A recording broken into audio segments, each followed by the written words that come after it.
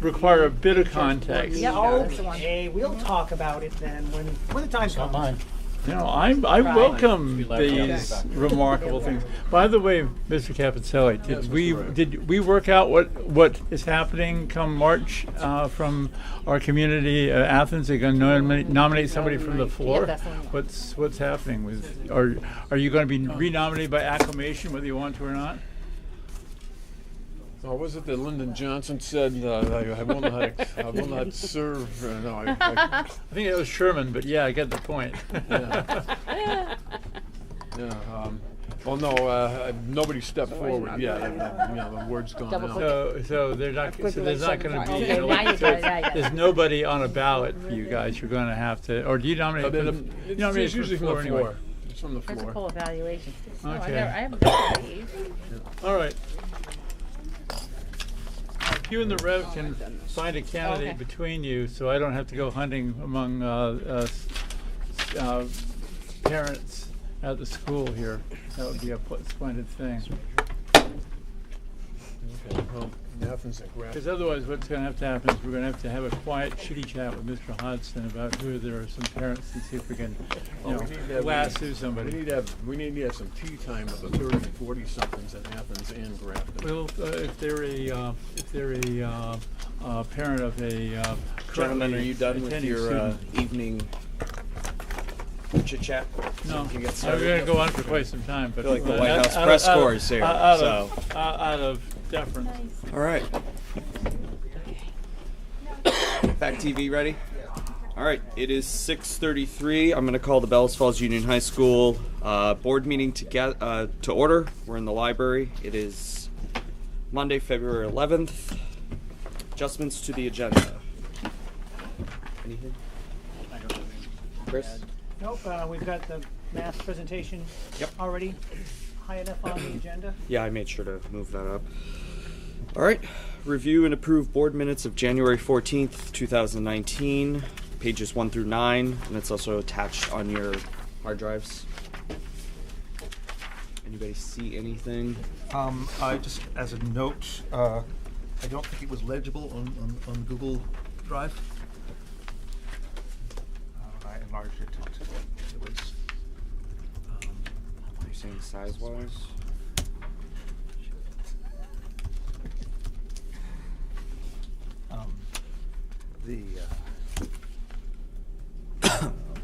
Reading it on the drive, you mean you couldn't see?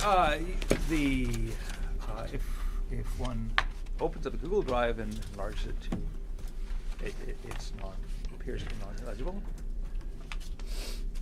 as well as missing chunks. Okay. So, I would say we should have to review them right now if we're going to approve them. Yeah, that's what we're doing. Your question was you couldn't see them on the Has hard drive on the document. Has anybody read the minutes? Yep. Could you read them on what form? Yes. Yes. Because they're not readable on the Google Drive. Was that because of a size thing? You're just not able to expand it? It's blurred out as you get written. Oh, that's how old is that unit of yours? It doesn't matter how old it is. No, I'm just saying it works. 3 years old. It works on mine. Is all I'm just telling you. That's why I'm just trying to figure out if there's a button you need to push. Yeah. What I guess my question is there a if we're reviewing minutes, if we're going to approve minutes, we should be able to approve minutes that we have all read. And my question was, have we all read the minutes? Yes. I would imagine we all have. And so, if it's the warning of the meeting suggested we read it on Google Drive, and it doesn't appear to be legible on Google Drive,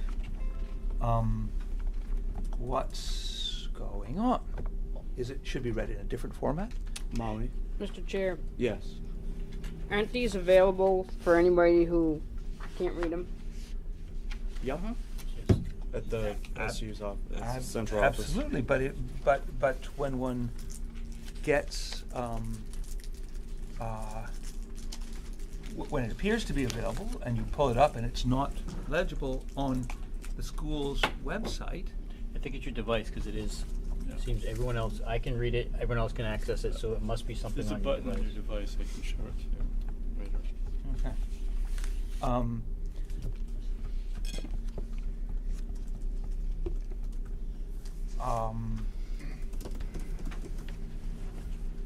See? Okay. I guess it's just, I don't think it's appropriate. Okay. Ms. Wright? Yes, down on page 5, I mentioned that the Board of Civil Authority had changed the voting hours for the polls from 8 a.m. to 7 p.m. I just want to make sure that's included. What were the 8 It's the a.m. poll, it's the poll hours, the voting, to 8 a.m. or from 8 8 to 8 a.m. to 8 a.m. to 7 p.m. That's correct, except I just want to make sure Doesn't say the people are polls. aware it's at the polls. Oh, at the poll. So it's Yeah, so people location is understand missing? that it's Yeah, at to the poll. each That's all. Yep. each And- individual and town's I- location. Yeah, and I myself had no problem opening it up. Okay. All right. Anything further? Everybody okay with the minutes? Okay. I will declare them approved. I will vote against approving minutes. Okay. Communication and public comment. Do we have any this evening? Okay. Wonderful. Policies, administration. Do we have anything? Okay. All right. Number 6, math department, Mr. Hotston. So I will immediately hand it off to Sean Murphy for our second department presentation. Last time we were together, or 2 times ago, we had the English department come in and tell us what's going on there. So Sean is our math coordinator, and he's brought some of his closest and dearest math teacher friends with him for moral support, maybe something more than that. And feel free, guys, if you want to move your chairs over to closer to your colleague, or if you're comfortable there, that's fine too. They're just here to give me a hard time later. Okay. I just wanted to see you. And Maureen Parker is another member of our team who's actually she's a EMT on the side, and there's an important meeting that she has to go to for that. Otherwise, she would have been here as well. And then Kelly Spalding is out on leave because of medical. So she probably would have been here as well. So this is just kind of an overview of what we do, and some things that we're proud of, and some things that we are hoping continue. This is our website. It's connected to the website through the school, and you can see we need an updated picture with Tim in it because Joe retired, but we have not done that yet. This is a place where we direct our kids to go as a resource center, partially because of some websites that we feel are important, but partially because recently we have started video recording all of our lessons. So our document cameras are iPads, and through that we're able to hit record, and it's not great because we don't spend a lot of time going back and editing and condensing, but it does allow kids who aren't in class to be able to access what they missed from home. And if a kid is struggling with a particular concept and wants to review what was on the video, they can go look at that. We've started doing some independent study, we call them, with kids, so they can, right now they're with me. I have them at the beginning of the day. There's 15 other kids in the class. They're all doing different things, and they can go on and watch one of us teach a lesson on a topic that they're working on, get that direct instruction, and then ask me for questions as needed. And it's been pretty successful, I think. And I think if you ask the kids, at times it can be frustrating. I think Lori decided this year with some of our fast-paced kids, if there was a snow day, that they might still have to do lesson because we have the capability. So kind of piloting a what if we could kind of pull that off wholesale in the future. But I'll just a quick click. What I like about this is in order for a kid to access our videos, they have to be logged into their school account. So not just anyone can go click on this and get our information and see what we're doing. So essentially because of the connectivity with Google, it links our website to our Google accounts. So when we update Google, the website automatically updates as well. So it's pretty much self-sufficient. So let's say a kid wants to access geometry. While that's coming out, let me throw out an encouraging suggestion for your interaction. You're hearing a lot of technology that's involved here. I'm going to say, raise your hand if you've got a question about what do you mean by that or this. You know, something as simple as a document camera. Back in our day, maybe it was a overhead projector, but you know that's how we get stuff projected from what the teacher's doing up there for the teachers, for the kids to see what's going on. But don't be bashful about asking any questions along the way. Just it's a 1-1. They missed the first day. So this is being projected to the kids in front of the room and recorded at the same time. So they can go through and it's not very loud, but you don't need to hear me teach this stuff. But a kid can access this and they can fast forward, they can rewind, they can pause, they can do whatever they need to do. So it's just another tool that we offer them as a way to get some help. And if they don't like the way I taught it, they can watch how one of the other teachers taught it and see if that helps. So it gives them more opportunities to see what we're doing and hopefully fill in some of those gaps, especially for kids that are out, to fill in a day, 2 days worth of lessons reasonably. If they have 4 classes, it's almost impossible to do. So they have this where they can follow along. And now we have a library of these over the past couple of years. So if a kid tells me they're going to be out next week, I can say, all right, you can get ahead, go watch these 3 videos and see how it works. I want to point out that this does not happen at all schools. And this was not the principal coming to the department and saying, hey, why don't you do this? These ideas that you're hearing are generated at the teacher level. And they come to me and say, you know, we have students that miss class. We have the capability, the technology to videotape this stuff. Do you mind if we do this and then make it available to the students? And so I agree, it has worked out really well. And then within the website, just a few other sites that we like to use that I can just show you. I'm not sure how many of you have heard of Khan Academy. Khan Academy is very similar to Would you spell it, please? KHAN. Okay.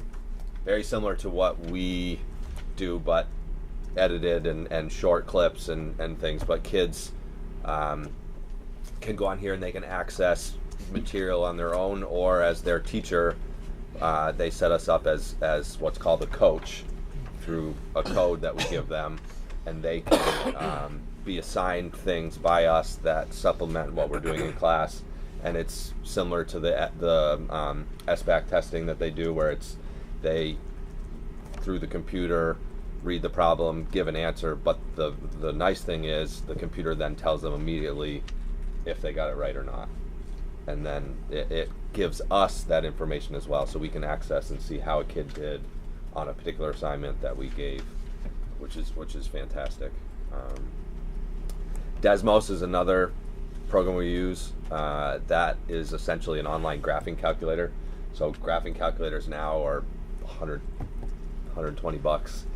Not all kids have access to it. We have some that we loan out, but in class they have an app for this. It's free, and so they can go and do not everything, but a lot of similar things on this Desmos program. If a kid comes to me and says, "Hey, Mr. Murphy, what's the asymptote of this graph?" and I can say, "Well, let's plug it into Desmos and we can look at it and okay, what happens if we make this change and make this change and make this change? So it really helps them visualize what we're trying to teach them and hopefully deepen their understanding. I do have another program. This is called Kahoot, and generally the kids like this. We essentially pull up a quiz, if you will, and they log onto this program and they answer the questions. How fast they answer it will determine how many points they get. We did put one together for you all if you'd like to do it. It's not math. It's about. That was my suggestion. So play along with him and get a device out if you have one. It's about the high school, so it's 5 questions. It'll be quick. I did set it up the way I do with my kids, where you don't get to pick your own name because that gets dicey. So you get to spin a wheel, and it will choose the name for you. So if you head to Kahoot.it, which is KAHOOT.IT, and type in this game pin, and then do the spin for your name. And Kahoot. Yep, KAHOOT.IT. Yep. And then, yep, so we've got a yellow crab, so that's always entertaining when the kids get one they like and when they get one that they're not as big a fan of. Okay. Yep. So I have one question real quick. Back to your, if I may. If a student's out for a period of time, you said that they're able to access all your information on your, not your site, but the math site. Yeah. Say that they didn't tell you they were, are you able to, hey, Bob, last night you looked up and he did it all. Are you able to access that? I mean, I would imagine. Without him like saying, Mr. Murphy, I didn't. You know what I mean? Are you following? There may be a way for me to tell who has accessed the site, and I think if we went to a different platform than Google, we'd have to pay for it to get that, where they'd have to log in, and then I would be able to track who logged in. I think, and I honestly haven't done this, but I think through Google I might be able to go into the video that they should have watched and see who's accessed it.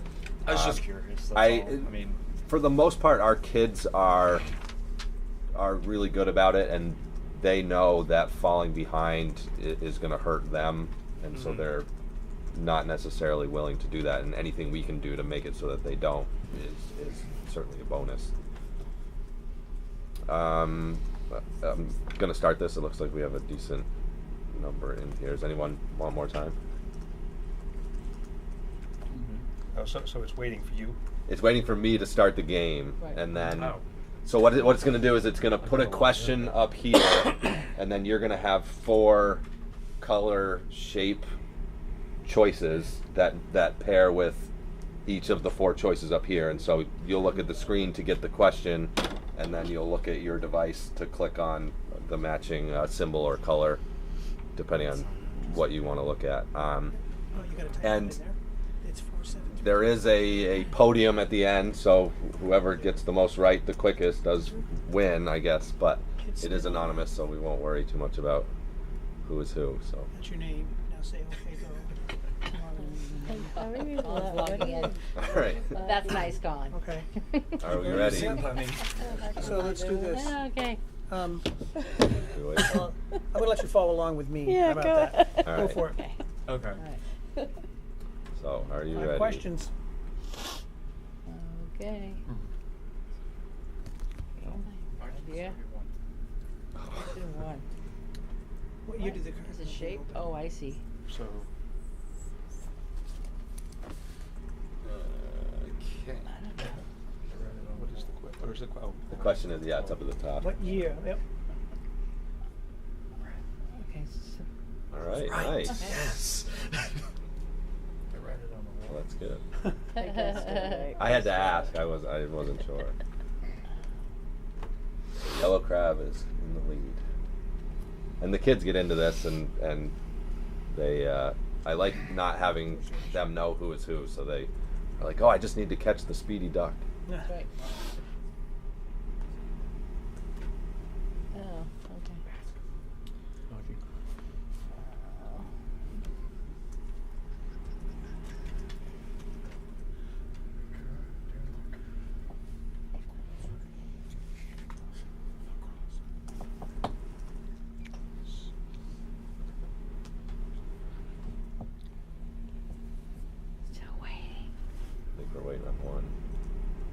So if you think you answered, somebody didn't answer. It's 11 answers and there's 12 of us playing. Yeah. My thing is buffering so slow. That's probably why. Yeah, sometimes. And the Whatever. kids get, Whatever. No, I mean, answer right away. so we do not offer lacrosse. You have no idea. Get with it, Deb. You have no idea how aggressive I am on tests. Okay. Oh, Jesus. Okay, and I answered it. But it's still buffering. So keep in mind, these are just to help you understand what the students experience. In math class, these are math questions. Right. And we can create our own like this, or there's a library of one. So if we want to do something about slope, you can just search slope, and there's a library of them. So.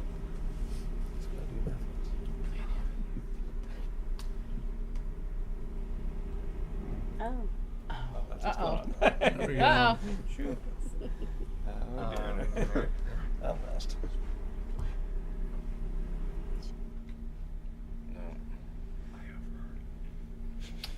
Oh, I got that one wrong. And By the then way, when we're done here, you can go find out. I know, that's it. possibly the most unfair question on here. Oh, yeah. That one. Yeah. Two? Oh, it's not up there. Put it a year Oh, before man. his. Oh, That was five's what it not was. on there. It always has to be the current year. You know, that's Oh, the principal's pretty old. There we go. Oh my God. You would know, wouldn't you? Yeah! I thought 83 or 05 was the No, greatest. 83. Yeah. 2002. always. That's why I said, according to the principal, I did not want to pick Yeah, sides on yeah. that one. So then you get the who had the most points, and I mean it's a good thing for us to see and get some feedback on what questions kids are getting right and what. There's this questions- thing called formative assessment, and so this is an outstanding way for kids to fully engage in a quiz, you might say, get immediate feedback to the teacher. Along the way, you can see if there's a question that like most people got wrong, then you pause it, you reteach, or you cover what the issue was, and then you move on. So. And it gives the quiet kids a chance to answer, even if they're not confident in front of their peers. They can do it here, and especially when you go anonymous, there's really not a whole lot attached to it in terms of who's who. I encourage Sean to show this to you, mostly not because there's anything magical about this. It does get used by quite a few teachers here, but to just give you a sense for where in our classes, we take full advantage of technology that's out there, both accessing the internet and really good tools that exist for instructional purpose and assessment purposes. And Chris, let me just add to that this is a free program. It doesn't cost anything. Right. Make Oh, some questions up, and all these programs Sean's been showing you are all free Yeah, programs. that's the best part. Yeah, even the Khan Academy, which is a great resource and has a ton of stuff in it, is free. And there's video lessons for the kids there, and there's questions that they can answer. So it's pretty impressive what they have out there.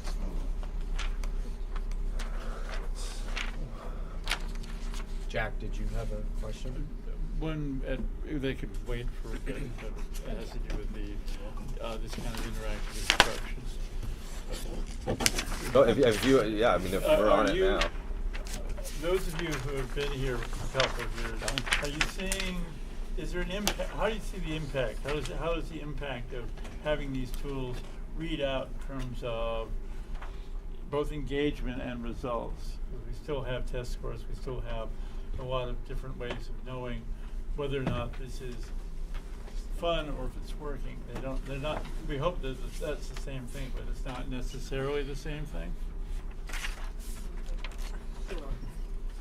I have found that it is more engaging for students, as Sean said.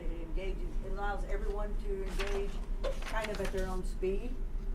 And also additionally with the PDGRs having to show proficiency, this is another tool besides pencil and paper showing proficiency. you know, maybe they did not do well on a quiz or a test, but on these assessments we've been doing in class, whether it be a Kahoot or a Khan Academy, we can look back at the proficiency in question and go, oh, wait a minute, they have 100% on this particular assessment that we did. So they do understand this. Maybe they didn't this day, but we've done 2 or 3 things since then, and they understand that concept. So it's another tool for us to assess students besides just pencil and paper. I guess there's more of the sub-question was whether or not you're seeing a net, delta improvement in the way people are. Maybe that's a tough way of. Well, no, I think she just answered that for you, Jack. In other words, by accessing this variety of assessments, one would hope that it moves everybody forward. I guess which it most likely does, but what she recognizes is there are students who really take great advantage of this because I really, there are kids who have this sense of I really do get it, I just don't get it well here, I get it well this way. Okay, So, it was really just more of the question of whether or not I understand this is clearly an engaging way of teaching and maybe even slightly entertaining, which is hard to do in math. But it was more just, are we seeing a result compared to previous? I know we can test better, we can test in more detail, but I don't know if the answers are better. If people seem to be moving along in, say, Algebra 1 compared to having done this in the past the old-fashioned way. Well, I'll answer that by saying there are so many variables involved there, not the least of which is what's this cohort's starting point of knowledge, that there's a lot of pieces to that puzzle that aren't necessarily as simple to define and respond to that answer by something like this. It's on a little bit more tangible, it's not going to show up in a grade book or report. After I've covered a topic or I want to do some additional review, when I ask the students, get out your device, whether it be your Chromebook or your phone, let's do a Kahoot. When I hear 7 or 8 kids go, yes. It addresses what you just said. It may, math may not have always been exciting, but if I can get those 7 or 8 excited because they're going to have some form of competition that involves math, then we have reached another level. So yes, and I wouldn't continue to use it unless it was if it was worthwhile. Class time is very important to all of us, so I would not be using class time unless I felt like I was getting something worthwhile out of it. Question that had to be asked, so I thought I would. And the Khan Academy allows us to hold the kids accountable because we can access how much time they spent on it, what they did, and so you've got a kid that might be struggling and you suggest things like this and it's like, all right, so what have you done?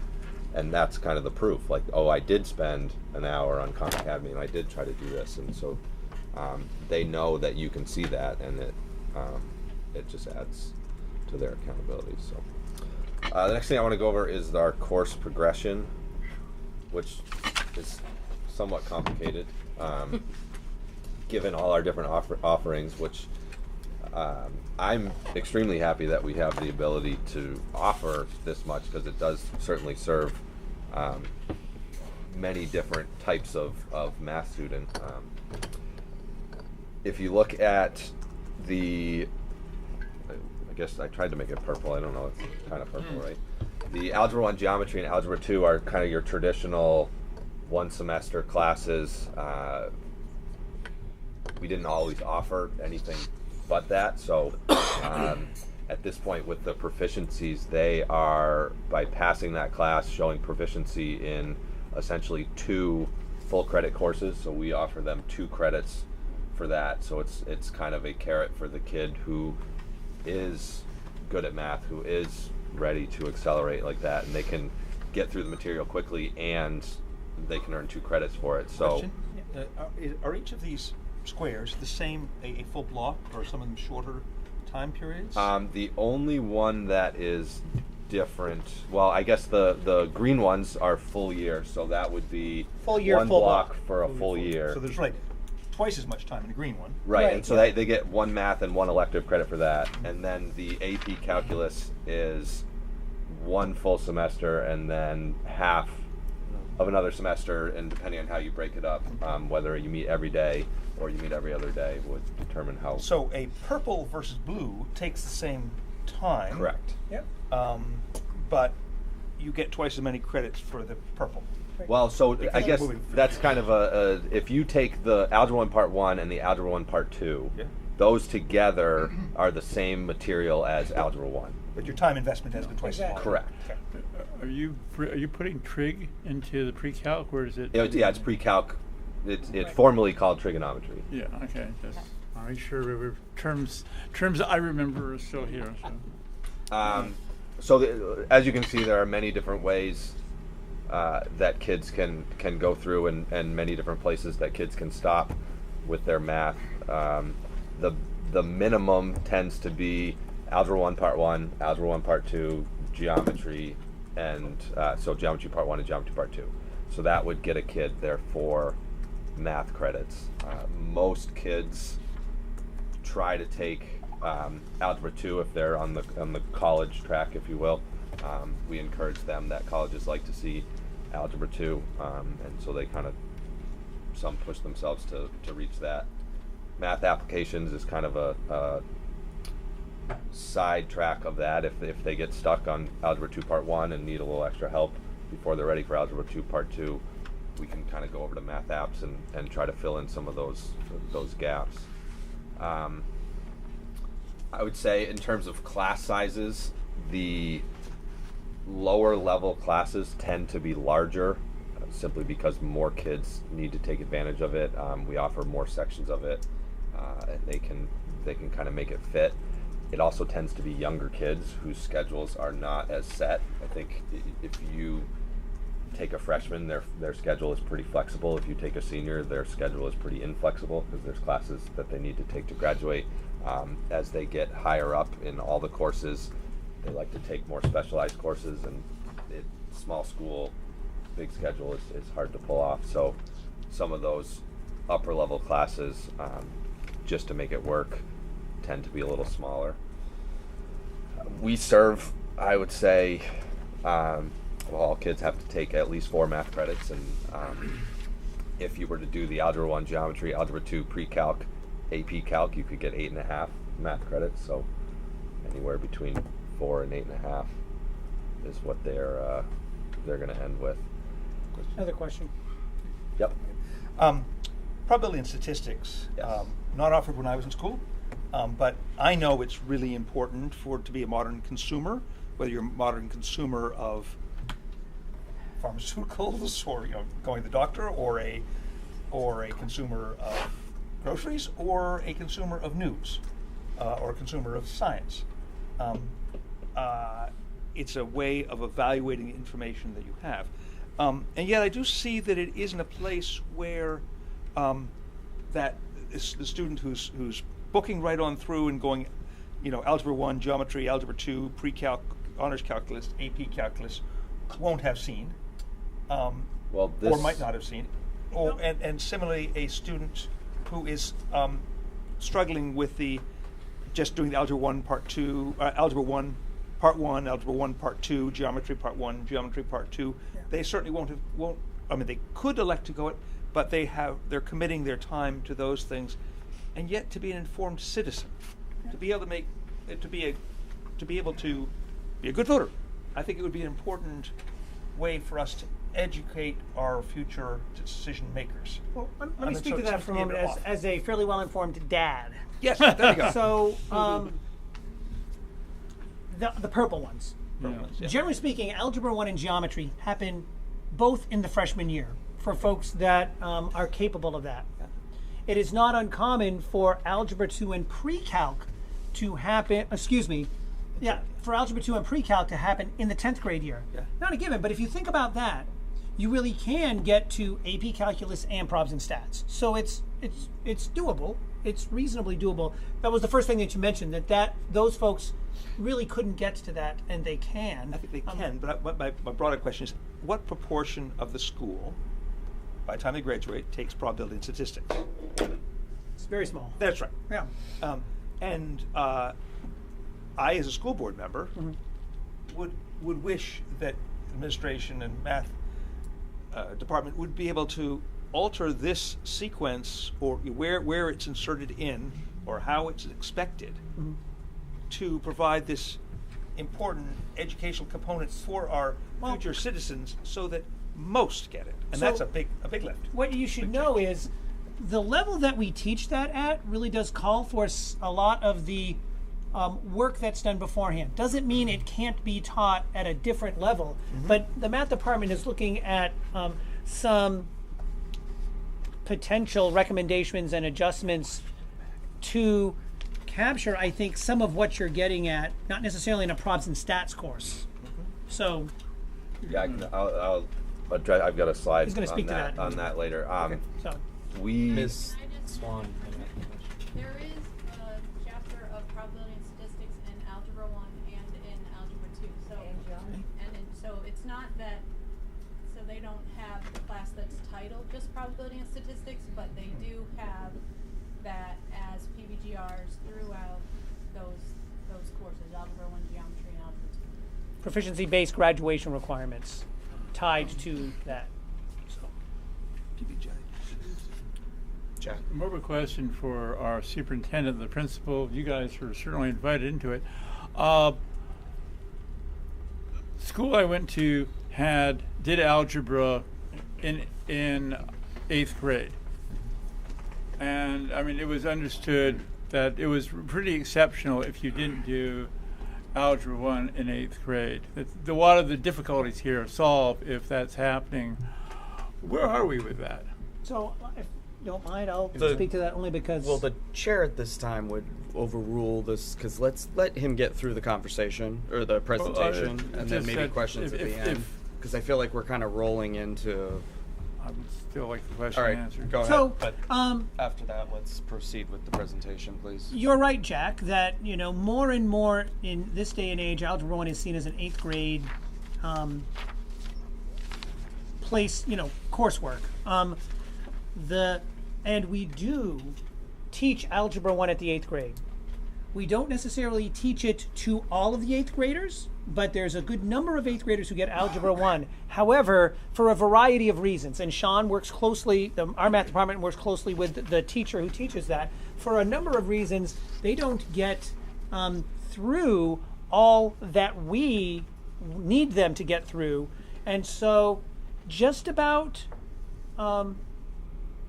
every student that starts in that Algebra 1 purple here has most likely had an Algebra 1 experience in the 8th grade. By taking it again here, and you can ask all kinds of kids who have done that, it gets so much, the reinforcement of those concepts is so much stronger that it makes the rest of the work happen. Would we all love it if every student completed a full Algebra 1 course at the 8th grade level? That would be great. I can speak a little bit for the middle school and tell you they aren't getting 7th graders transitioning to 8th grade who are ready for that. And that's a bigger question than Algebra 1 for 8th graders. It's really a grander question about meeting standards from K to 1 to 2 all the way up. So, but yes, there is Algebra 1 that happens at the 8th grade, but we often reinforce that with Algebra 1 here. Fair enough. Didn't mean to eat up time, but just. That's right. We used to have a lot of kids that would skip Algebra 1 here, and we found that because geometry is a very different course, that we didn't catch them until they tried to take Algebra 2, and we started seeing some significant struggles for those kids that should have been stellar math students. So we started recommending that they get that experience at the middle school and then repeat that experience with us and get really strong algebra base that they could then carry through as and not only do they get really strong skills, as you heard me mention before, that strong student can still get, if they want to AP Calculus as a junior. That's So kinda it what I'm looking for. doesn't hold things back. Okay. It just reinforces better math skills. Cool. Thanks. As far as remediation goes, if you look at these, the two greens, those are the full years. That's where we take the kids that aren't quite ready for Algebra 1. They need some basic math skills to be filled in, they go into that full year course, and that's why it's a full year. They get 1 math credit and 1 elective credit, so that they're not losing a credit, if you will, by having to double up on the math.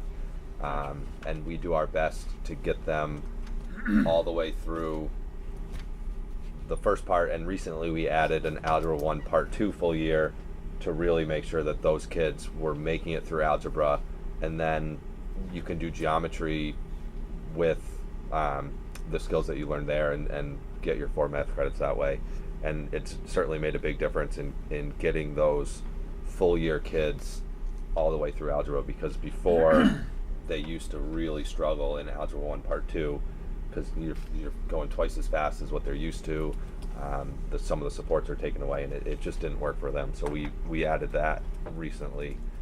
Not on here, but it's still available, is formerly, or currently, I guess, ARC Math, which next year is being changed. Math Foundations or Math Fundamentals. Right, and then, so that would be the math IEP kids are going to be working with a special educator on that, and then there's still a population that won't be served by them that we're working on developing kind of a Math Apps 1. So Math Apps kind of bridges the gap between geometry, Algebra 2 Part 1 and Algebra 2 Part 2, and we're thinking a Math Apps 1 type course would bridge the gap between the 8th grade math and the Algebra 1, so almost a pre-algebra, but you serve the kids that you get, so wherever you have to go with that group, you go.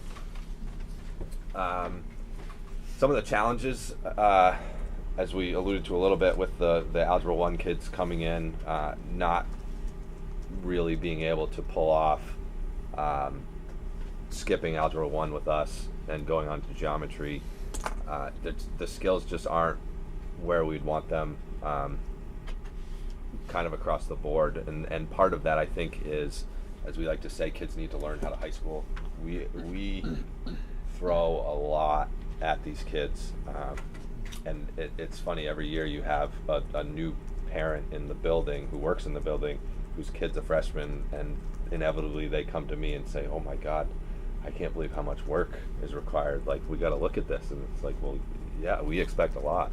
I'm not necessarily talking to the social studies teacher or the science teacher and figuring out when they're giving their quiz and their test, because I have my material that I need to go through. So these kids, it's all of a sudden just hit the ground running, and it takes some of them a decent amount of time to adjust. And so figuring out how to handle those challenges is certainly a tall task that I'm not sure I have a great answer to, and I'm sure, as Mr. Hodson said, the 8th grade, you get 7th grade kids who aren't quite ready for algebra, and it trickles down and makes it very difficult. So we, I think, do a great job. I think we have an awesome department. I would trust my kid, if I had one, with any one of them, and taking them from where we get them to where we expect them when they're walking across that stage. So that is certainly something that I am very proud of, and often tell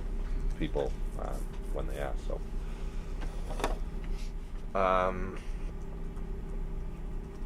okay, I think we're on to this. This is our proficiencies, I think. This is Algebra 1 Part 1. And our understanding of this is that we needed a list of skills that we expected kids to have in order to pass our Algebra 1 Part 1 course. And so we wanted to be as detailed as possible, knowing what it takes to be an Algebra 1 Part 2. We didn't want to leave much out, if anything, so we were as detailed as we could get. It's confusing, I think, to those that aren't necessarily familiar with the course, and we rank them on a rubric of how well they're doing. And I mean, our quizzes and our tests are set up pretty well for grading on a proficiency. Almost any question you can set as a 4-point question, and depending on how far they get is depending on the score they get. And we kind of consider, if you've if you've done the problem correctly and haven't made any errors, then that's a 4. Otherwise, you're not going to get a 4 because you can't get better than the right answer, in our opinion. That means unless we're spending a lot of time having every kid explain to another kid how to do every problem, I mean, it would just be a nightmare to try to do that. And we were not comfortable from a math standpoint telling a kid, you got a perfect score, you get a 3. That didn't make a lot of sense to us. So that was kind of the stance we took on that. So I really want to applaud the math department, and really all of our teachers, but this math department that's here now. When you heard us talking about moving to a proficiency-based system, that's where the rubber meets the road. See it. That's the stuff that the AOE did not really help us with. You are looking at probably copyrightable, material from the BFUHS math department. Now, of course, they had both their textbooks and their own experience to know what you should take away from an algebra course, and we're able to pull those together. But that's the stuff that other high schools are struggling with. That's the stuff that other high schools are dragging their feet on. And when I get surveys from the VPA that ask questions about where are you with proficiency-based work, we did the heavy lifting when we needed to do the heavy lifting, and these people weren't thrilled about it, by the way. They're where they need to be, but they weren't super psyched to pull that off, and they did it with only a little complaining. But when I get those surveys and they ask, so where are you? I'm a little angry myself, going, everyone's supposed to be there by now. And we did what we were supposed to do, and we're in a good place now. We have grading that is both proficiency grading, and we have regular grading, because that's hard, as Sean mentioned, to really grasp how your kid's doing when you get this. But parents understand the regular grading well, so that's one of the reasons we maintain them both. But they are to be commended for doing that work. We had to figure it out ourselves. I've seen some national schemas that are almost this good, but not quite. This is really quite impressive stuff. And this is, this is a big issue for me, so I'm delighted to see it. And just along the lines of all of this, people often ask me how I like teaching in a school with no walls, and I tell them one of my favorite things is I got to walk into a building with 3 phenomenal math teachers that I could go to with anything and learn from them, because I could hear what they're doing. I'm sure, and maybe not, but Lori would go to the others and complain because I kept annoying her with questions, and because she's got stuck right next to me, so she lost the coin flip on that one. But what we've ended up doing is we teach the same lessons at the same time. We give the same assessments at the same time. We talk about things. If we're teaching the same course, we go over the questions we're asking. One of us will print copies for all of us, and to me, it's amazing that we're able to pull that off. And there's not a lot of ego about it. If we have a problem, we'll discuss. We'll talk about it. We'll try stuff. There's things that we've tried that one of us suggested that haven't worked, and then we go back and try something else. And so the fact that we're able to give our students almost identical experiences no matter what teacher they get placed with, I think is an awesome thing. So I'm definitely proud of that for us. The math department comes to me with ideas that, in my experience with other principals have to impose upon their math departments. And but they come to me and say, hey, can we do this? And I'm the one that says, you really want to do that? And yeah, very good. Yeah, I like when I get Susan's answer keys, because it always has, if they give this answer, take away 2 points. So I don't even have to think about it. I just know that if they wrote down this, I'm taking away 2 points. Another thing that I'm proud of, and I think that Lori and Susan deserve a lot of credit for, is our APCalc scores. I think Lori does a fantastic job with that pre-calc class and handing them off to Susan, who again does a fantastic job getting them through that calculus material. And I think if you look at, is it clear? Yeah, it's pretty clear. Our AP scores and the fact that she tracks this is impressive in itself. The AP test, if you receive a score of 3 or better, it's considered pass, and you can earn college credit, and then it just goes up from there. So 5 is the best you can get, and if you look at the bottom, since 1999 of our kids that took it, 42% scored a 5, which I think is extremely impressive, and I think that says a lot about what we're able to do as a department, and if this is the end game for what we consider our top math students, then I think we're doing a pretty good job. 2017. Empty? We didn't offer the class. There wasn't enough interest. So what happened was, again, going back to the ability for juniors to get to AP Calculus, the year 2016, the ones that historically might have, as seniors, taken it, had already taken it. Okay. So. And there's been years where we've been able to offer the course with less. So if you look at like 2011, 2012, there's not many kids in the class. But 2017, there was needs elsewhere, so we just had to fill that. David. Colin, I notice if I'm doing my sums correctly here, you're getting over 70% of the kids over the bar. If 42 plus 29 equals a passing score. I'm curious as to whether you have any sense of how that compares nationally, and then I have a question which is almost not related at all.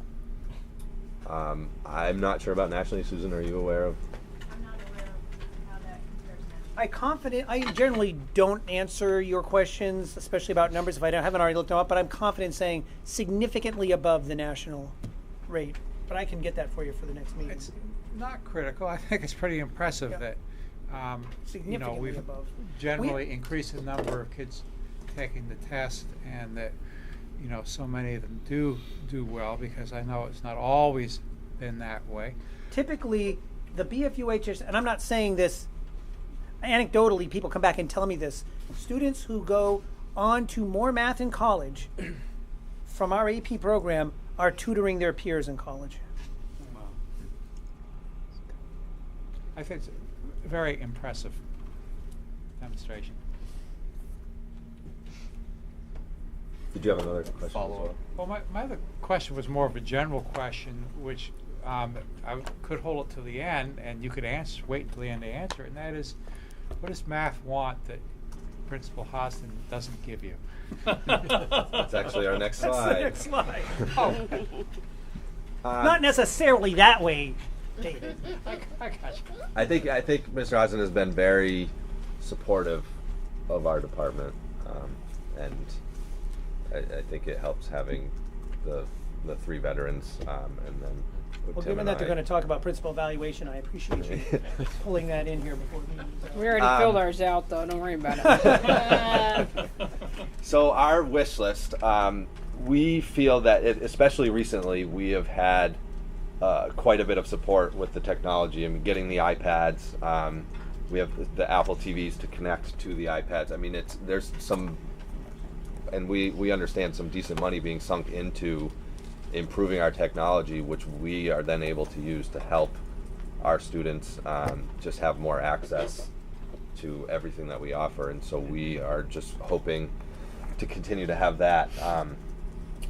Another thing that we'd like to have is financial literacy as a graduation requirement. I think that goes to some of the statistics stuff I think you might have been talking about, but we, Lori and I, through the way that the new Algebra 2 is formatted, we're able to run a condensed version of an 8-week free next generation personal finance course with those kids, where they're going through and looking at what it takes to find and get a job, and to pay for basic things, and even looking at their applying for financial aid, and how to read the various reports that they get, and credit cards, and all that stuff, and we got a ton of positive reinforcement on that, and the kids really seemed to enjoy it. They understood the value of it. They appreciated the the math, even though there wasn't a ton of math behind it, that how they could use that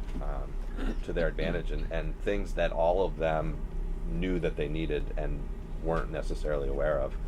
So we would love to have financial literacy in some aspect as a graduation requirement, not necessarily as a math credit, because it's not necessarily all that math heavy, but just information that those kids need. Any kid, whether they're the APCalc kid or the ArcMath kid, they all need it. Another thing we would love, if possible, is those lower level classes, just to have smaller classes. The kids that we feel that can really handle larger classes are the upper level kids, the kids that have shown that they know the material, that they know how to do the work to get what they need out of it. But some of those lower level classes, it's hard to get 25 kids through an Algebra 1 Part 1 or an Algebra 1 Part 2. So like a 15 to 18 would be ideal for that, and we understand that that's difficult to do in a small school, but it is a wish list. So, and the last thing, just more regular content-specific communication between schools. I think it would be helpful for elementary schools to know what the middle school teachers are seeing and what the middle school teachers need them to focus on, and then if we talk to the middle school and they know what we're seeing and what we would like them to focus on, I think a lot of time and effort can be saved by using the resources that we have in the district and just pulling them together and figuring out a way to improve all of that. Sean? Yeah. I've got two questions. One of them comes to that latter item. The SU and the SU board increasingly are supposed to own curriculum, and while we're the only board that I think gets into the weeds about what's being done in terms of instruction, that is a discussion that I think really is both appropriate and really needs to be brought into to their deliberations. This is a really good place where we might be able to do a lot of good in a relatively short period of time. That's one. And the other is the business about being able to hear other teachers. There will be more discussion about walls this coming year, but there maybe we're thinking a binary form about that. Maybe bullpen type designs make more sense for some courses, and I'd like to hear people talk about that when we meet for reorganization later this spring. Yeah, like I said, I being new benefited a lot from them. I'm not sure if they appreciated that because I could just walk in and ask questions. But We were all there when we came. If instruction Exactly. improves, Everybody benefited from that love when it we no matter started what. here. That's my. Just a couple thoughts. One, actually, an answer to David's question. The College Board statistics for passing calculus with a 4 or 5, as you were comparing the 70% number here, is 37% nationally. And can you call that slide up again one more time? Because here's the 42% of ours scored 5, less than 20% score 5s in the rest of the world.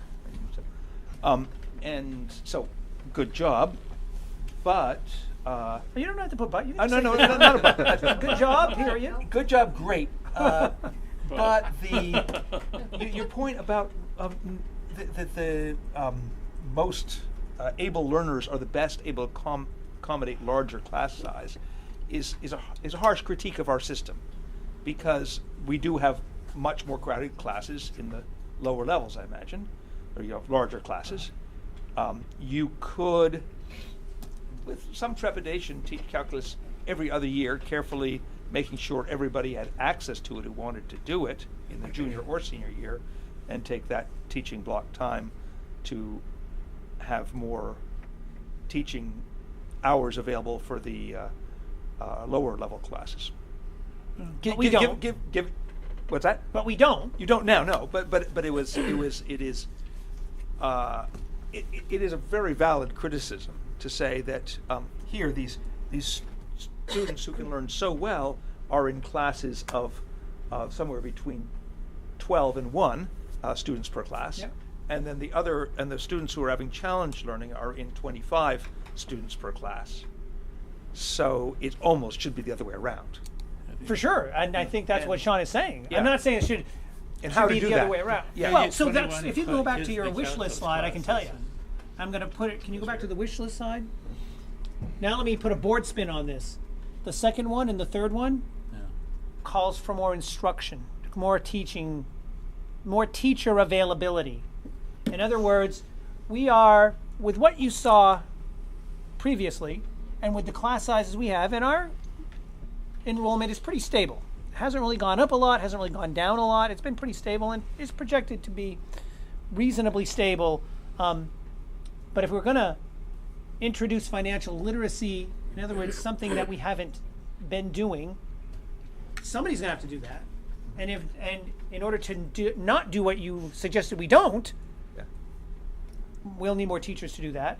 Smaller classes for lower level classes, again, same sort of thing. Unless we're going to trade off one for the other, which I'm not promoting and you're not encouraging. I was suggesting one could consider teaching calculus every other year. We don't have calculus this year. Okay, so you're doing I mean, it's gotten there by default, but not by default because of how the scheduling has played out. We have not consciously avoided it, but yes, it has. Kind of gotten there in the last 4 years. And I'd be nervous about having those strong students take a year off. Yeah. No, I don't like that at all. Between, so that would be that would make me nervous. And the last board spin I would put on the last one here, I think what we need to consider when it says regular contact specific communication between schools, what's the ultimate goal of that? The point is to, through this conversation, between schools and between grade levels, have a better opportunity to get students to be on grade level each year. So the idea is that if the third grade teachers know what a fourth grade student needs to do, and I have no doubts that within a building that conversation happens, there's a greater chance that third grade teacher is going to get them where they need to be. And if every year kids get to where they need to be, we have to find another AP calculus teacher because we don't have enough sections of that. That would be my dream, is that we had too many AP calculus kids to be taught efficiently. And that's Great. David. Thank you. People who've been at this table for a while are aware that I have advocated in the past that we get one graduation credit through distance learning. And that has not gained a lot of traction at this table. I'm still ever hopeful. And it does occur to me that where we have needs, and financial literacy might possibly be one of them, that we could look to the other institution of higher learning, which I promote heavily, which is River Valley Technical Center. And I'm actually not plugging the Technical Center here. I'm plugging Vermont Virtual Learning Collaborative, which we oversee at the Technical Center, as being a possible way to, both fulfill my fantasy for a distance learning credit and possibly pick up some of these instructional shortfalls, if you will, where we simply do not have the capacity to teach it. And I'm saying this because I realize that there are a whole number of considerations that go into actually utilizing a distance learning situation to a significant degree in a traditional high school model, but I think it's one of the things that we're ultimately going to be needing to look at.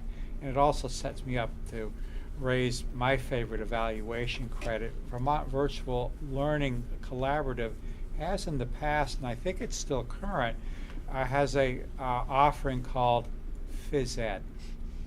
How on earth do you do phys ed through a distance learning environment? And the answer is you plug your Fitbit into your computer and prove you've done your homework. That's right. So that's my 4 cents worth. Ed. Totally different track, but is competition math still a course offering here or no? Yes. Not a course, but an extracurricular. Hi, Ed. Hi. We had that one year that Nick was here when he had that whole group of you that were all very much Nerds. interested in Oh, yeah. math and motivated to put that and able to put that extra time in. We still have the math teams, but the kids that do math teams also do the drama club, also are in band, and also are in sports, and so they're spread very thin. So we haven't had that group of motivated kids since your group, really. So it's there. I have all of the materials that Nick prepared still in a filing cabinet, everything that he did with you guys, but we haven't been able to do that. We're not even always able to fill a math team sometimes, depending on, especially around drama time. So unfortunately, it hasn't run since you guys. I was just curious. We have math team Mondays and Terrier time, so it's where they come and it's certainly not a curriculum like Well, that. yeah, that course was primarily made up of people on the math team, mathletes as we like to call ourselves at the time. And Pirates with the pie and yeah, right. And but also it focused on, prep for the UVM math exam, the American High School math exam, things like that. So I was just curious. We're still running all of those competitions. We just did the American Math Competition test the other day, and I had 6 take it, I think, last year. It was easier to facilitate last year because I would run it right in my calculus class. So my calculus students will all take it, and then other kids would come in. This year, not having calculus, we ran it, not as many kids took it. So, and the UVM math test, we will still be running that as well. We don't have as many numbers participating in it sometimes from year to year, but we do still run those in all. As you leave our meeting and you go through the office, if you look around at the pictures, you might see board members Wells' picture there. You don't have to look hard, just look around.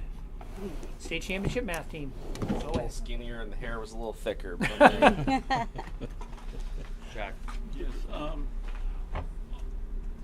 Two things I'm curious about that tie into all this, and some of the physics guys as well as you, is programming and things like robotics. Because I love robotics programming because it's basically applied calculus in a way people get. Is any of that sort of thing even on the horizon, and how do we get it there? You'll probably see it when the science department comes in, and I can mention to Mike that you want to hear more about it, but he does that type of stuff. And so if you come in to Winter Carnival, there's a Robot Wars is one of the morning activities where each class has a robot and they'll do it. So I'm not sure it's anything as advanced as what you're referring to. Like they're not. It's more Lego robots and the basic stuff. I know high schools in the Boston area have like robotic competitions, and that's, again, if I've got a frame of reference where I'd like us to get, that's probably it. I think Mike Norkin does a lot of that work in his computer science class, and this is the second year of us offering that. So it's a growing interest, and RVTC is also kind of pushing computer science down to the building level in the interest of growing it up to the career path level. Just to know where, how you guys tied math and that together, because, good. I mean, I know that today's, dumbed down coding is not, you don't necessarily need to understand the underlying math, but you do for some of the low level stuff. Yeah, I think Miss Simon would kill me if I did another team that took away from her drama performances, and if she didn't, Miss Steiner would, because they'd be taking away from Envirothon. So you have to have a special effect. I think that's what. Yeah. I think we're at the 5-minute wrap-up point. Yeah, this is my last slide, so I welcome any questions. You're dead. Got mine all in. Proceed.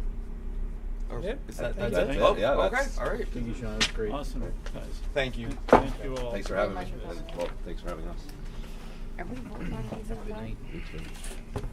Thank you all, and actually, you can take a half day tomorrow. Thanks, sir. The first half? No, the second half. The second half. Early release. Yeah. See ya. Good. I didn't overstep my bounds there. Did I, Dramatic boss? happens. Read about it. Okay. Is school out? Closing early. Okay, so Oh, jeez. we need to back up to school board meeting, regular school board meeting. We need a motion to approve the budget committee minutes of January 14th. I did skip those and they were not on the agenda. So do I have a motion for the members of that committee? So moved. Okay. Any further discussion? All right. The motion carries. That the budget meeting committee meeting minutes are approved. Okay. Superintendent. It's a quite lengthy report this month, February. Tried to include a few more things in there. One of the things that you'll see is some of the topics that we cover during our monthly administrative team meeting, which involves all the administrators. We meet once a month, and so just give you an idea of some of the stuff we're talking about. A lot of the stuff is ongoing.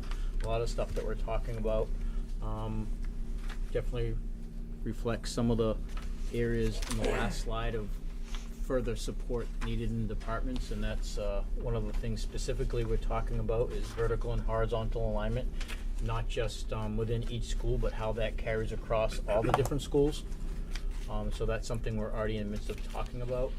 In addition, so like I said, it's a quite lengthy report. As you have questions or something comes up, you feel free to call me or email me in regards to that. In addition to that, we always continue to look at more opportunities to increase communication. So I think it was last week we started the Wyndham Northeast Supervisory Union Facebook page. It's pretty much a post only. If people have comments, if they want to make comments, I do receive the comments, and it's only posted if I respond to the comments. Other than that, as most of you know, tomorrow we're having an early release. That means that each school will be released based on their half-day schedule. I sent a couple messages out today on that, and what Wednesday holds, don't know at this point. We know something's coming, but it's too early for me to make a decision in regards to late start, early release, no school, or school. So I will be keeping everyone posted on that. Beyond that, like I said, the other thing that I handed out is that the end of February, which is approaching, beginning of March, I will start sending out the 360s that I've already discussed with the principals in regards to what that means. So what you have, and I passed out earlier, the cover sheet, but within there is the 360 that I've used over other years and other SUs. And these 360s will be sent out via Google, and that Google document is actually in Google Forms. That's sent out to all the faculty and staff in the building that works with that principal. And so, and it's done anonymously, so they can be open in regards to the evaluation. So that will be coming end of February, beginning of March. If, as you go through those, that packet of questions that are currently on there, if there's anything that you would like to see added as a board member, please send it to me, and I can take a look at that and possibly add that to the Google form. So I think this is a new process for most principals in this SU, but it is one that I feel there's a lot of valued information coming out of that. It's not just a superintendent showing up once or twice a year and making the overall judgment call on how the school is being run. I think it's a growth kind of mindset way to approach evaluating administrators. So we're gonna give it a shot here as well. Okay, thank you. All right, Principal Hodson. So I have included a written principals report in there. If you're wondering about the get up, it is Winter Carnival week, which means we have dress up days, and today was Tropical Day.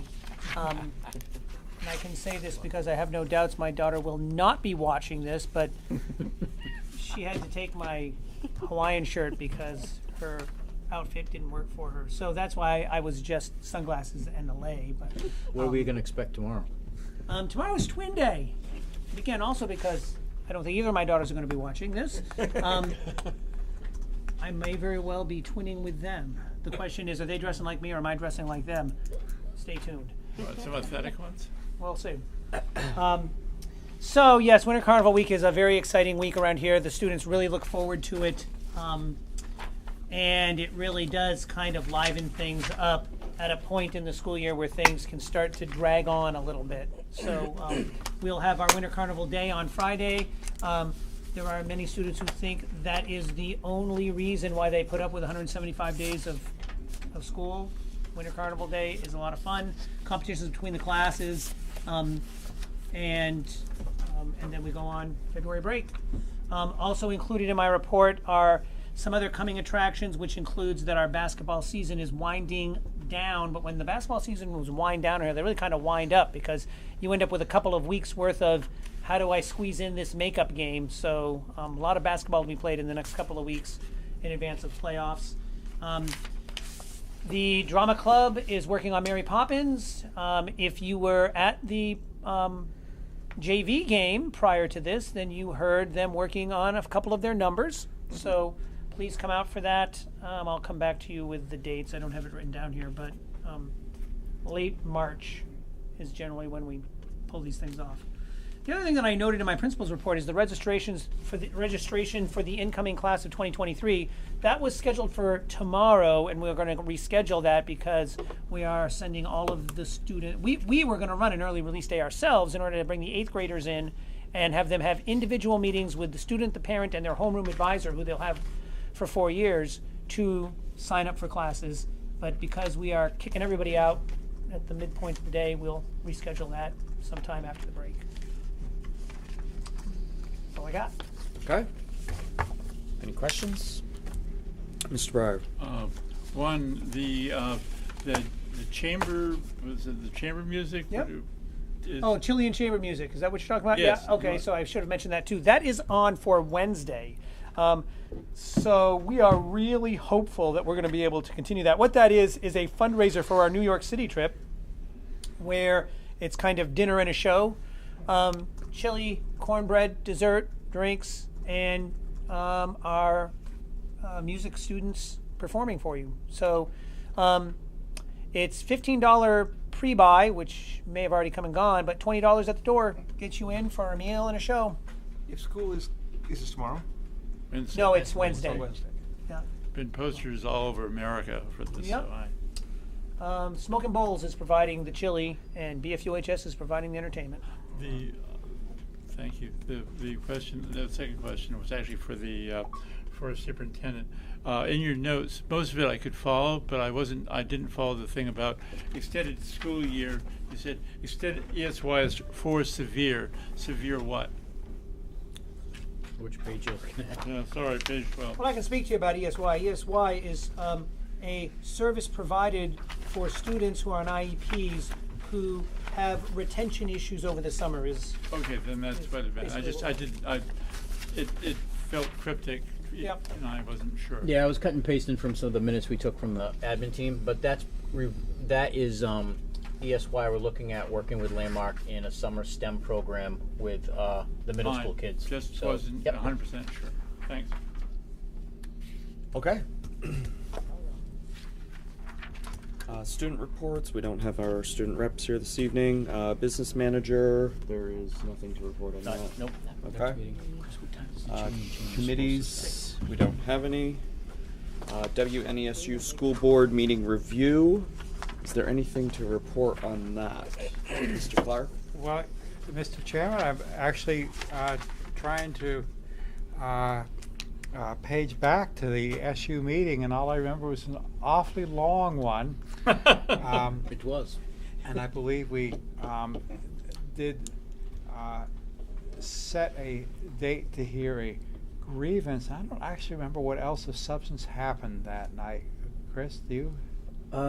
We spoke a lot about what the current status is with Act 46 in regards to warn a meeting, not warn a meeting. We decided to wait to see what February 15th holds. A lot of discussion was there with some legal advice. It was a low stakes meeting. Okay. All right. All right. Moving on then. We have unfinished business for discussion and action.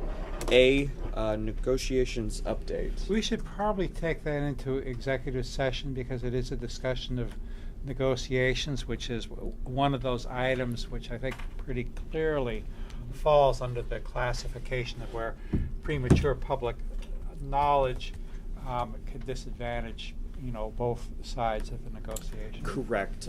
During our meeting, though, you kind of gave me a little bit of an update that there wasn't much of an update, so I don't know if we need to go into an executive. We kind of do. I think that was from the previous one, but they've met without me, so I think it would be good to go into executive session. Your negotiations team would like that. Oh yeah, we are. Okay. Just checking. All right. B, paperless meeting. Now, again, this is on the agenda. Here we are again. This was discussed back, year and a half ago. I tried finding the notes, could not find them, but I know that we did vote to go paperless. Yep. So, that is on the agenda again. Is everybody at a comfortable level with where we're at? Because, I'm going to be very blunt. It's a very simple, we all have access to the drive. We all have access to hard copies. It's really not going to kill any one of you, if you want a hard copy, to stop up at the central office and get a hard copy. So tonight, I would like to move that this gets settled. So, questions? Mr. Breyer. Mr. Chair, I really would prefer to have both B and C pushed off till our next meeting. Every new board owns their rules. And they own when they meet, they own how they meet, they own how their meetings are recorded, and we're really not appropriate at this point to make any decisions except for this meeting, which is kind of silly. So I'd like these two to be pushed off if we could, and we could discuss them all then. It's redundant to do it tonight. Okay. Can I raise a point of order? Yes, here? Mr. I wonder if what Jack is calling for, Mr. Chair, is actually a table on these items. Table. That would be. Yeah. I'm writing that down. Advice. Yeah, I'm writing that down now. I know that they were. I had put them on for the simple reason that they have come up more than once. So yes, but it does make sense to move them to. Do this without objection, or we need a vote. I think a table isn't debatable, is it? I don't think. I don't believe the motion is debatable, but you still, I think, have to vote on it. Gotcha, right. Okay, so is there a motion to table these till the organizational meeting of March 11th? Consider that a long-winded motion to table. All right, so those will be tabled to the March 11th. You have to vote. Yeah, we have to. Oh, yes. All those in favor? Aye. Aye. Opposed? All right, motion carries. All right. Which meeting is that being tabled to? March 11th, which is the organizational meeting. I forget that we're already in February. Correct. Okay. New business, 9, new business for discussion and action. The presentation for the annual meeting, or preparation for the annual meeting, excuse me. February 27th. Which is February 27th here in our auditorium at 7 o'clock. Now, there are things in the packet, the articles, kind of the rundown. Mr. Capicelli, you will be the moderator for that? I'm the moderator, yep. Okay. Does anybody have anything? Again, how is our budget information being distributed to the public? There is the lovely annual report budget review booklet here that are available at the front desk. How is it being distributed to the public, not to the people who are in school. We don't have it in our budget, Mr. Major, to mail them out to everybody in the public. This is supposed to be democracy. Wait. They are deciding on it. Excuse me. I understand your frustration. You're very flippant. I understand your frustration, but if you'd let me finish, please. These are available at the public library. They're available at the school. They're available at every town hall, SU office. And my knowledge, we've never mailed them out. That is not correct. And that was just my opinion. Yes. We will have them at the So, Grafton in Athens. Yeah, and they're I know available that much. there. Can't Will they help be it. at the will they be at the Westminster Town Meeting? Because that's the place where a lot of documents are distributed. Yes, On the back row, where most voters are showing up there in Westminster, so they can pick it up. Just we're they will asking be voters there. to vote on our budget, and it's a big chunk of money, and people are anxious about their property taxes. I'm just And curious they just to need- when they they were ever mailed out. I kind of would like to know that. I've never known a high school annual report to be mailed to my house personally. It was printed in the there was a There was an insert in the shopper at one point. the shop there was an insert in the shopper. Wow, That's the right. entire budget? Yeah. Yeah. Well, Yeah. not the entire budget. No, a report Tabloid. on the budget. Tabloid. It was a Tabloid. tabloid. It was a nice little thing. It was a board chairs report, sort of like what's in there, but it's a board chairs report, a budget chairs What's in report. there? Paul Bahowski would Yeah, write I'd that. do that. Or he did. And then what the budget was. And they would also include the tax implications for the towns. What is our per student expenditure? How does it impact Athens' tax rate? How does it impact Grafton's tax rate?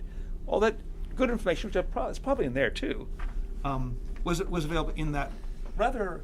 And that tabloid was a much shortened and condensed version of a budget preparation that we decided to go on as the number of people attending the annual meeting that's now late February fell down to nearly zero, and there was nobody to pick it up there. So with that, then we distributed through the shopper. Well, again, And I mean, prior to that, it had actually been mailed out. the high and school, decided to be expensive. the town halls, the library, the superintendent's office. I really don't. Deb, I do you have a- wanted to ask, when was the warning posted in the paper of record? I have to go back and look at that. That has to be done. Yeah. And that typically includes the locations of where one can pick up a copy of the budget. So that has basically been what the school and the municipalities Right. have done themselves in order to make sure that it is available, because the cost of mailing these to each home has become exorbitant. I would imagine it would have to be. Yeah.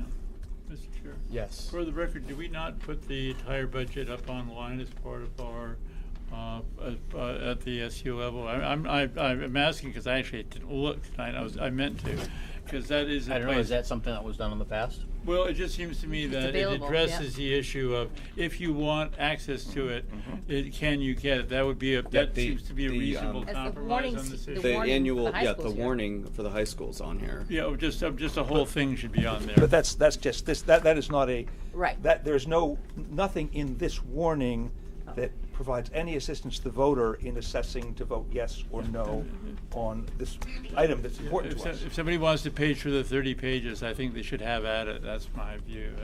Just, go for it. Or have assume a board chairs and a budget chairs summary of that as at least that has much. been done in the past. Yeah, We can get that. We can put that.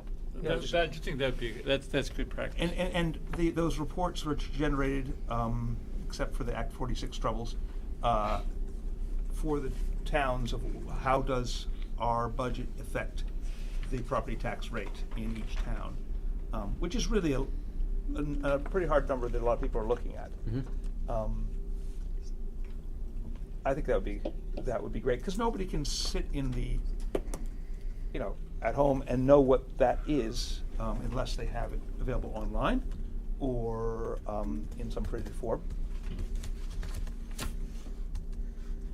I also noticed that only the high school warning is on the WNESU website.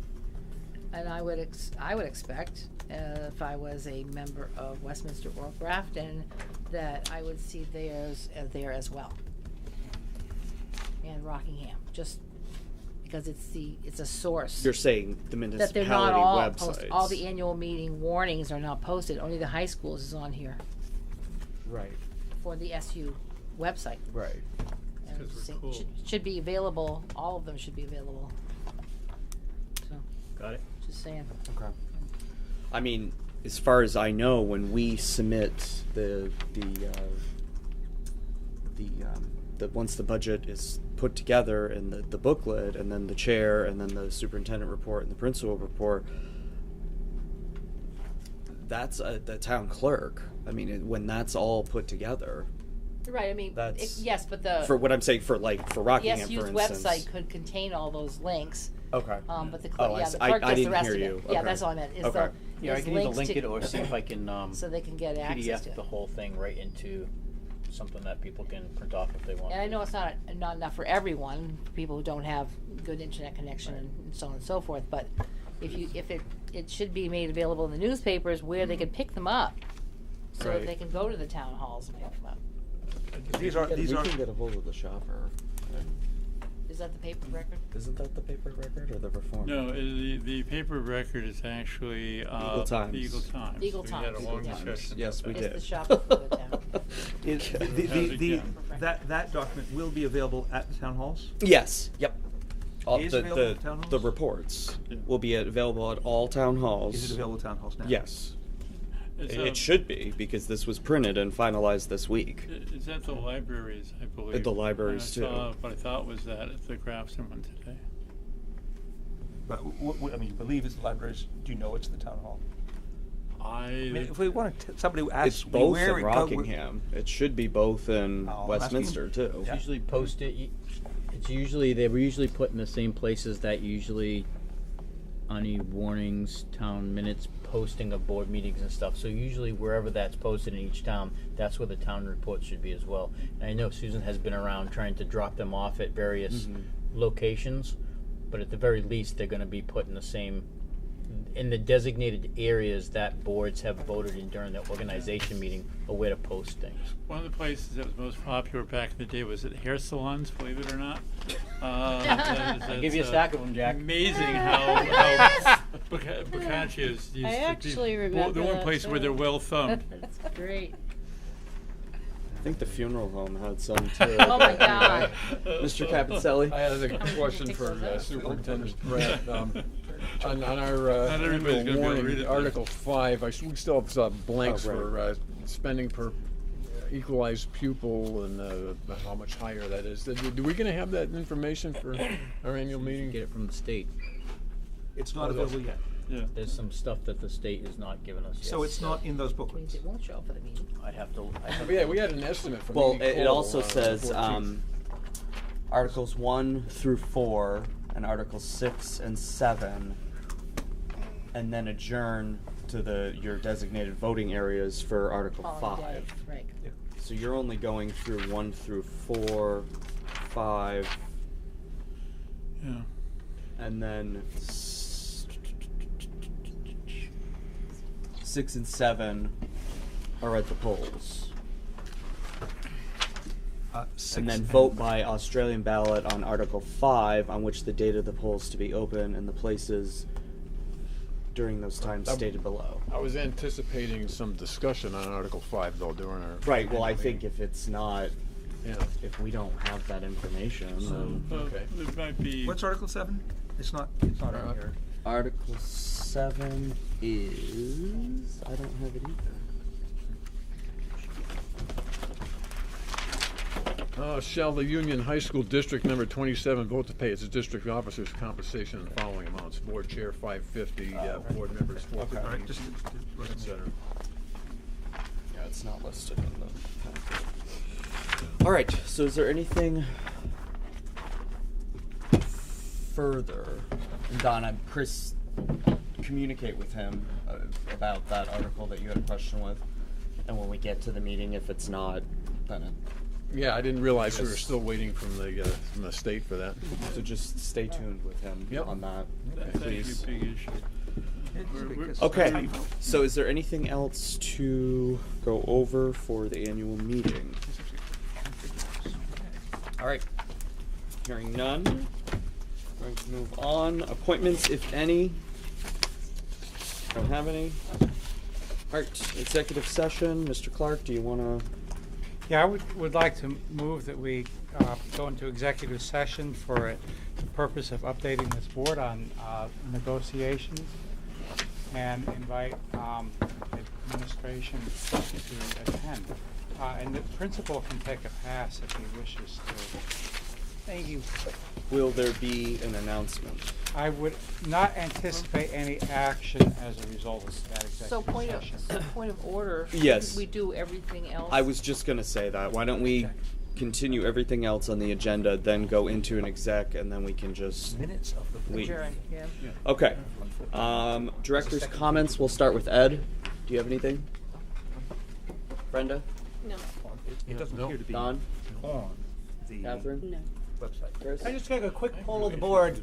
We've had 2 department presentations. Are they meeting your needs? What's These that? department, we've had 2 department presentations. Anything we're missing? Are they getting the job done? It's really nice to know them, to meet them. Yeah. And it's really nice to hear what's going on, have some idea And where you do- our resources are going. And you do have a great chance to ask questions, but are there any general topics that are lacking that the next presenters can address? I think just make sure that we have the business where sort of the wish list type stuff, and sort of things that we can do something about is really I think the piece that's the most important to us. I think we need to know where, and the public needs to know where we're spending the money on, and that our teachers do a good job. But if we get, I'm hoping at the end of this process, sometime this summer, we should have sort of a laundry list of these things that can both inform budget and buildings and grounds in particular. That would be really helpful stuff. Yeah. Part of their plan is that every one of them is going to close with that wish list after giving you a sense for what's going on, and then it applies some perspective to that wish list. These were good. It was really nice to see the breakout. And I would expect for the math guys, because that's just how it works. They'd have some numbers up there. That they had, that they had the proficiency stuff broken out in a very granular. Well, everyone fashion. does too, but they're all. Yeah. Thank you. Okay. Mr. Superintendent, do you have anything further? Okay. All right. I don't have anything. Stephen, do you have anything under director's comments? Just that it does not appear that anything more than the first page of our minutes that we approved are actually on the website. It appears to be just the front page. He's right. And so everybody said they read it. You will. Yeah. We voted to approve it. But was it actually there to be read? I read it here, and I read it. Yes, I know it's here. I just saw it here, but Yeah, I read this it. shows more than one page, and there's only one page on the website. I'm looking at the website and I see 6 pages. All 6 pages. I'm looking at I'm putting it up. Okay, well, on the Google Drive, it does on the. Why have board It may be on the Meeting. smartphone-enabled version of it. It has one page. I don't have a smartphone. I got iPad. Yeah. All right. Well, But we Let's- more on this for later. It may Yeah, not be let's- smartphone-enabled. It will Right, all okay. be mobile So we'll- compliant before you know it. In the meantime, okay. not compliant. Mr. Breyer, anything other director's comments? I know it was long to hear the math folks, but I really appreciated it. No, absolutely. I think once we have our organizational meeting, we'll continue with the other. And I hope we're beating Springfield. So. I haven't heard. I hope we are too. Mr. Clark. Well, I just want to say I was glad to see a full roster Mm. of 10 members at the table tonight. We've been pretty good about that. We're down to 9 right now because Molly Bannock has gone to represent this board in the auditorium. And maybe we'll get that score by the time we get out of executive session. Okay. Deb, anything under director's comments? Only that I wonder when we look at where we are with the sea change of merger, which it may or may not occur as we're looking at legislature, why it's still so difficult for us to maintain people who run for office. Do we want local control? If we want local control, people need to turn up. They need to be write-ins. They need to want to run for office. They need to want to keep local control here. They want to be interested in what we're doing. Otherwise, it says something totally different to Montpelier. And that's always disturbing to me. We have this dichotomy of understanding we want local control, yet no one runs for office. The same people go on and on doing it, cycle after cycle, because no one else wants to run and take up the reins again. And we want those reins. We need to hold on. That's it. That's a good point, Deb. Thank you. Agenda items for next meeting. Just the continue with the department presentations. I did have one other thing, darn it. Where did I put it? Oh, and excuse me, the items under unfinished business would be B and C. So paperless meetings and approve one board meeting per month that would not follow under budget season. So those are the 3 items. Do you have those, Josh? No, I don't. Sorry, I'll say it again. I know I spoke a little too fast. So I have the board department presentation, which I'm not sure which one yet, but I will add that on. And then paperless meetings and approve one board meeting per month. I do have a couple of notes here under date of next meeting would be March 11th, 2019. That would be our reorganizational meeting. I would appreciate the support of this board to continue as chair. Also, Sue added a couple of notes here for this board as well. So, reminder, and Mr. Breyer could follow up with this really quickly. Reminder of a Grafton pre-town meeting, February 26, 2019 at 6:30 p.m. Yep. I believe, Mr. Hodgson, you have gone to those in the past? Always does. Or Say that again. the pre-town Grafton Yes, meeting? yeah, Okay. I go there to Just some notes the that... board chair. Just I to mean, make me happy. Right, exactly. I'm Okay. fluff. Okay. I'm ornamentation. We'll stop at the end after. Yep, I will not be wearing my legs. You won't? Oh, okay. Those are That's so usually a fact TV covered, which is the other Okay. good part of it. So it is a place where if you don't get to ask questions, and by the way, people outside the community are perfectly welcome to come and ask all the school questions they'd like. But that's a place where people can get information.